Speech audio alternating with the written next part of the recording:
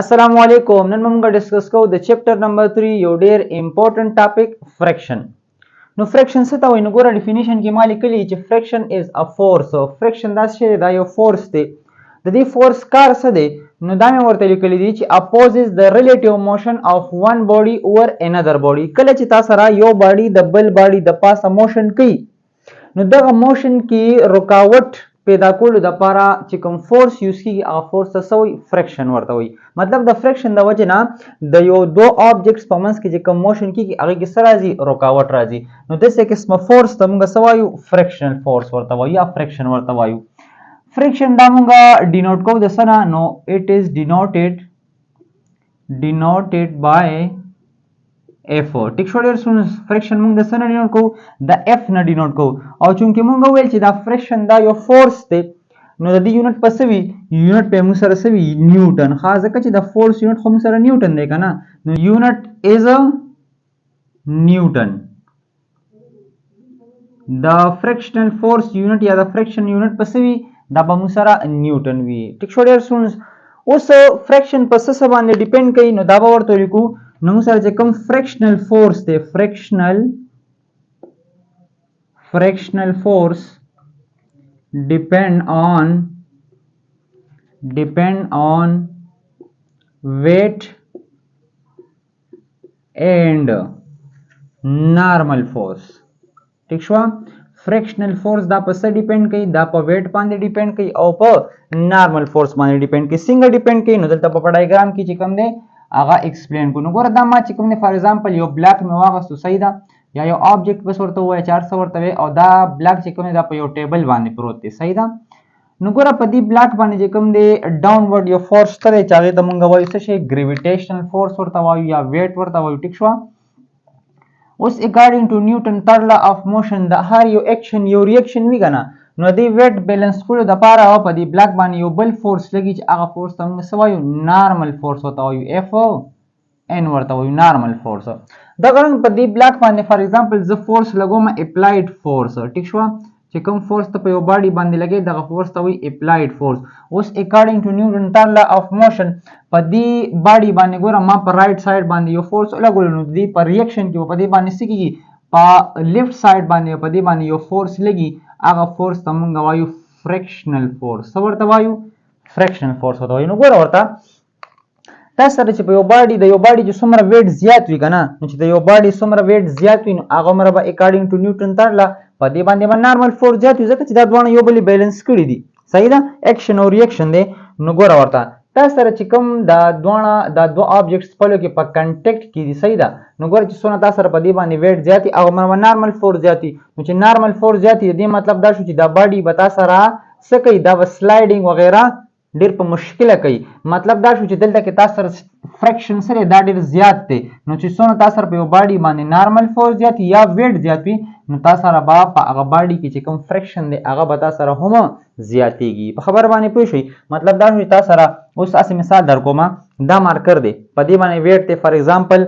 5 نیوټن نو 5 نیوټن په دې باندې نارمل فورس وي صحیح ده نو دلته به فرکشن فورس چې کوم دی یو رنگ دی وي کدی په نسبت یو غټ کانه راوالی نو غټ کانی باندې خو ویټ زیات دی کنه مطلب چې کوم ګریویټیشن فورس ته په زیاتی د دې مطابق په دې باندې نارمل فورس هم زیاتی نو بیا دغه غټ کانه چې کوم دی دغه روانولو د لپاره به تاسو سره زیات فورس پکاري مطلب دا چې د کانی او د ځمکې ترمنځ چې کوم دی څه هغه فرکشن فورس هغه ډیر زیات دی نو وجه دا شو چې څومره تاسو سره نارمل فورس زیات وي نو فرکشنل فورس یا به زیات وي او چې څومره تاسو سره ویټ زیات وي نو هغه دوران کې به هم فرکشنل فورس زیات وي دلته چې کوم مونږ دا اف ان لیکلی دی نو ګوره اف ان مونږ سره څه ریپرزینټ کوي نو اف ان تاسو ته مو وایي چې دا مونږ سره ریپرزینټ کوي نارمل فورس څه ریپرزینټ کوي نارمل فورس ټیک شو ډیر سونس او نارمل فورس په ان شاء الله اوس ډسکس کوو دا غران چې کوم تاسو سره اف ته څه دا مونږ سره ریپرزینټ کوي نو دا اف مونږ سره ریپرزینټ کوي فرکشنل فورس څه شي فرکشنل فورس ٹھیک ده دا رنګ چې کوم اف ا دی نو اف ا موږ سره ریپرزینټ کوي اف ا نو اف ا موږ سره ریپرزینټ کوي اپلایډ فورس او د اپلایډ فورس د پاره ما څه لیکلي دي اف ا مې لیکلي دی ښه اپلایډ فورس ٹھیک شو او دا رنګ چې کوم دی لاست چې کوم ډبلیو لیکلي دی نو ډبلیو موږ سره ریپرزینټ کوي ډبلیو موږ سره ریپرزینټ کوي ویټ او یا چې کوم دی ته ورته ګریویټیشنل فورس هم ویلی شي ګریویټیشنل فورس ټیک شو ډیر سونس نو ګریویټیشنل فورس ته مونږه ویټ هم وایو نو ګوره دا 1 by 1 چې کوم دی مونږه سبق ډیسکس هم کو سبق ډیسکس کو ګوره نارمل فورس دا به ډیسکس کو فریکشنل فورس مونږه ډیسکس کو اپلایډ فورس داسې فورس چې کوم ته په باډي باندې اپلای کې ایته اپلایډ فورس او ویټ الریډي مونږ چې کوم دی په 13 لیکچرو کې هغه ډیسکس کړی دی نو راځو نارمل فورس چې نارمل فورس څه ته وایي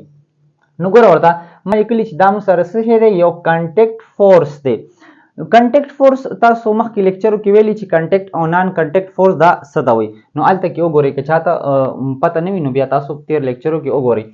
نو ګوره موږ سره دا نارمل فورس یو کنټیکټ فورس دی او خیر لږ بیا ته ویم چې کنټیکټ فورس داسې فورس چې کله دوه غاړې خپلو کې یو بل ټچ کړي دغه دوران کې چې کوم فورس اپلای کېږي ته وایي کنټیکټ فورس دا کنټیکټ فورس ګوره څه وي دا پرپینډیکولر ټو د کنټیکټ سرفیس ته وي صحیح ده کنټیکټ سرفیس ته څه وي پرپینډیکولر وي لږ په دلته کې ډایګرام باندې ځان پوه کړو فار ایگزامپل ګوره زم چې دا ما سره چې کوم دی یو آبجیکټ دی صحیح ده یا یو بلاک دی یا یو بک دی هر څه چې دی او دا په یو ټیبل باندې پروت دی صحیح ده دا ټیبل شو اوس ګوره په دې ټیبل باندې چې کوم دی دا بلاک پروت دی نو په ده باندې یو ډاونورډ فورس هم شته چې هغه فورس ته به موږ څه وایو ویټ په ورته وایو صحیح ده دلته کې مخکې موږ ډسکس هم کړ او دغه د دې ویټ بیلنس کولو دپاره په ده باندې څه لګي یو نارمل فورس په لګي صحیح ده که نه یو فورس په لګي چې ته موږ نارمل فورس وایو او دغه نارمل فورس څه کوي ویټ بیلنس کوي اوس ګوره مونږ ویل چې دا نارمل فورس دا څه وي دا به پرپینډیکولر وي کنټیکټ سرفیس ته نو ګوره دا حصه چې کومه ده دا د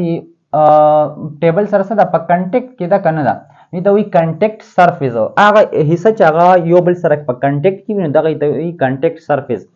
اوس د کنټیکټ سرفیس ته چې بالکل پرپینډیکولرلی کوم فورس اپلای کیږي کنه پرپینډیکولر مطلب دا چې بالکل په 90 انګل باندې ما لاس دی کنه دې ته بالکل لا بل لاس ما سو په 90 انګل باندې مې ودرول دا تاسو سره شو پرپینډیکولر شو زما دی لاس ته صحیح ده کنه نو دا نارمل فورس چې کوم دی دا به کنټیکټ سرفیس ته بالکل سوي پرپینډیکولر به وي صحیح ده نو ګوره دا ګوره ما سره زما دا لاس شو او دا مارکر دی اوس دا مارکرو باندې چې کوم دی ګوره یو ډاونورډ فورس ته یو چې کوم دی د دې مارکرو دا کنټیکټ سرفیس شو صحیح ده دا زما دی لاس سره ټچ دی دی کنټیکټ سرفیس ته بالکل پرپینډیکولر چې کوم فورس اپلای کیږي دغه فورس ته څه وایي نارمل فورس ورته وایي د نارمل فورس کار څه دی نو ګوره پریوینټ ټو آبجیکټس فرام پاسینګ تھرو ون انادر پاسینګ څه ته وایي نو ګوره پاسینګ دې ته وایي چې کله یو آبجیکټ په بل آبجیکټ کې ننوځي پاس کیږي صحیح ده کنه نو دې څه کار کوي دې کوي پریوینټ ټو آبجیکټس فرام پاسینګ تھرو ون انادر دا نارمل فورس دا کار دی چې دې دو آبجیکټس په یو بل کې د پاس کېدو نه روکاوي په خبره باندې پوهېږي ګوره که چېرې دا نارمل فورس نه وی نو ګریویټیشن فورس نو دا بلاک په دې میز کې پاس کېدو دننه به راوتو که نه به راوتو نو د نارمل فورس کار دا دی چې دې دو آبجیکټس په یو بل کې د پاس کېدو نه څه کوي هغه روکاوي ټیک شو ډېر سونس نو دې ته څه وایي دې ته وایي نارمل فورس او چې څونه موږ په یو باډي باندې نارمل فورس زیاتو دلته کې تاسو ته مو ویل نو دغه مره په دې باډي کې څه پیدا کېږي فریکشن هغه زیات پیدا کېږي نو ګوره ورته هغه دلته کې خو تاسو ته ما لري ډسکس کو دلته به لږ بیا معمولي شان ډسکس کو ګوره که چېرې زه داسې کار وکړم دا تاسو سره چې کوم دی بلاک شو صحیح ده او دا بلاک چې کوم دی زه به ما وایم چې دا په یو ټیبل باندې پروت دی صحیح ده نو اوس په دې بلاک باندې چې کوم دی یو ډاونورډ فورس دی هغه ویټ شو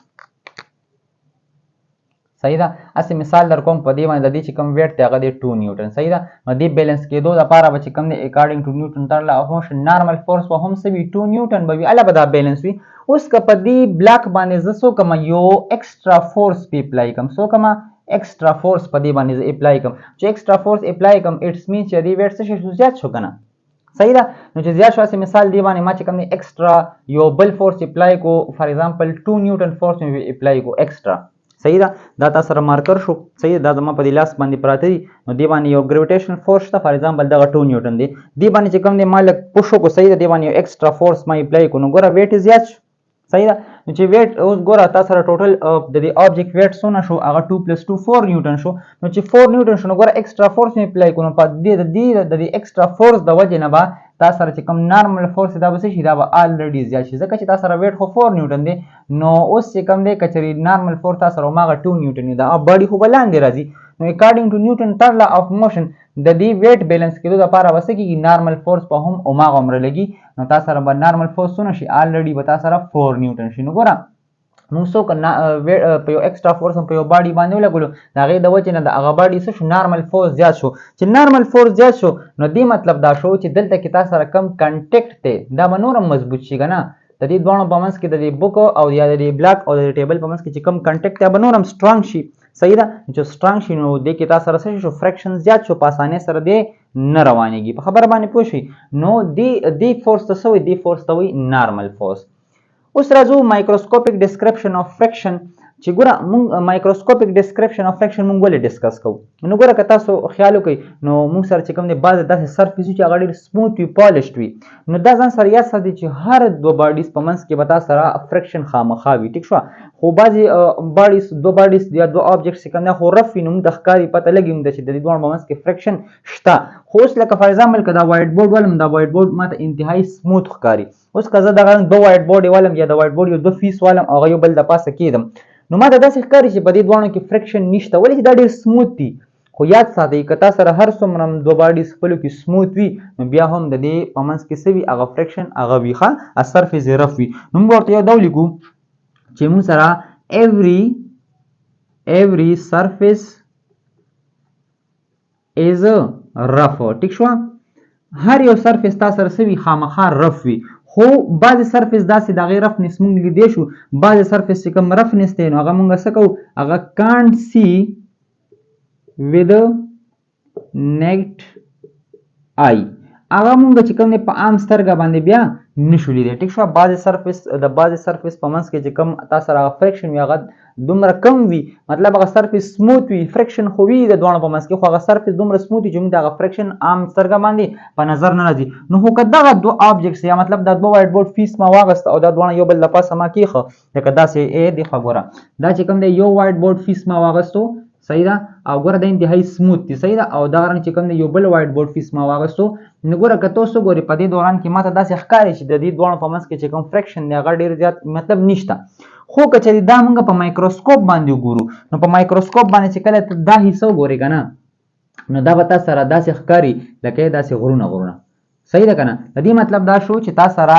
د هر دوه آبجکټس په منځ کې تا سره څه ناڅه فریکشن وي او دغه فریکشن د وجې نه چې کوم دی د دوه باډیز چې کوم دی هغه یو بل څه کوي هغې نیولي وي پکړې وي صحیح ده که نه نو د دې فریکشن د وجې نه چې کوم دی د دوه باډیز یو بل څه کوي هغه ګریپ کوي مطلب یو بل نیسي ټیک شوه نو بیا چې کوم دی په دې باندې مونږ فورس لګو او هغه چې کوم دی موف کوو نو دا چې کوم د دې دواړو په منځ کې دا کوم ګریپ دی که نه نو دغه دوران کې چې کوم فورس دی دغه ته څه وایو مونږ دا د مونږ وایو فریکشنل فورس نو د صرف د دې ټاپک مطلب د دې ورکوټې خبرې مطلب دا دی چې دا سره د ضروري نه چې تا سره کوم دوه څیزونه سموث وي دا یا دوه آبجکټ سموث وي د دې په منځ کې یو فریکشن نه وي نه که تا سره یو دوه آبجکټ سموث هم وي خو بیا هم که په مایکروسکوپ باندې مونږ وګورو نو دغه دوه آبجکټ په منځ کې فریکشن خامخا وي ټیک شو ډېر سونس نو دا زموږ نن ټاپک د فریکشن باره کې امید ده چې انشاءالله تاسو ته به کلیر شوی وي چې فریکشن څه ته وایي او نارمل فورس څه ته وایي خو که بیا هم تاسو ته په دې کې څه قسمه مسله وي نو تاسو په کمنټس کې تپوس کولی شئ زموږ چینل لایک کړئ سبسکرایب کړئ تھینک یو الله حافظ